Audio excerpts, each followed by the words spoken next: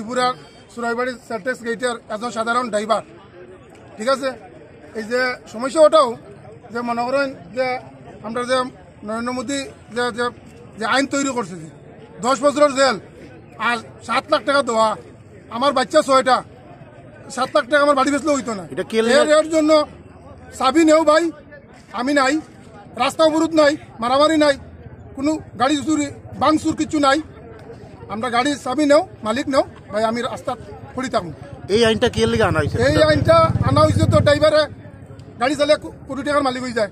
এর জন্য এখন ড্রাইভার দেও তুমি 7 লাখ আর 10 বছর তুমি জেল কাটো, এর জন্য তৈরি হয়েছে। আমি মনে করি গরিব মানুষ হিসাবে গাড়ি চালিয়ে কয় টাকা ভাই, বউ বাচ্চা মেনটেন্স করা যান না।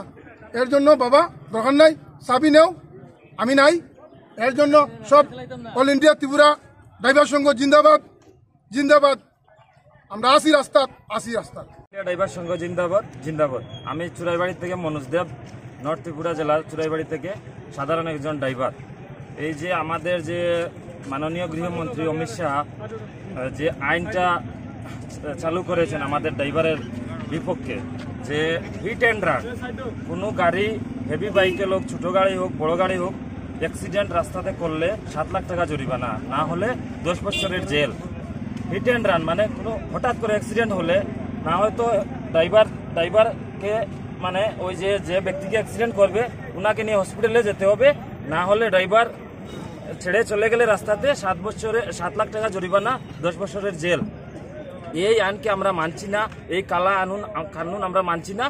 এর লাগে আমরা এই চুরাইবাড়িতে আমরা সব ড্রাইভার ভাই একত্রিত হয়ে আজকে এখানে সাধারণ একটা জনসভা করছি। আমরা রাস্তাও ব্লক করছি না, কোনো ভাঙচুর করছি না। আমরা সাইটে সাধারণ আমরা উপরমহল থেকে, ধর্মনগর থেকে আমরা শিবাদা এবং গুরুত্তম নাথ তারা এসেছে, তারা নেতৃত্বে আমরা সাধারণ একটা সভা করছি সব ড্রাইভারদেরকে নিয়ে চুরাইবাড়িতে।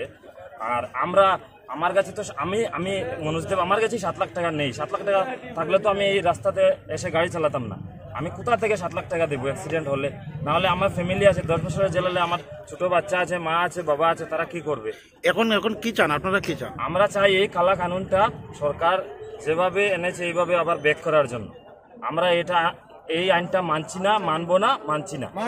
অনেক কম, কারণ হলো যে ওই কেন্দ্রীয় সরকারের আনা হিট অফ রান যে আইনটি আনা হয়েছে, তার জন্য গাড়ি ঘোড়া অনেক কম আসছে। ড্রাইভাররা হয়তো কোনো জায়গাতে ওই ধর্ণা দিয়ে বসে আছে, তাই গাড়ি ঘোড়াই কম আসছে বর্তমানে।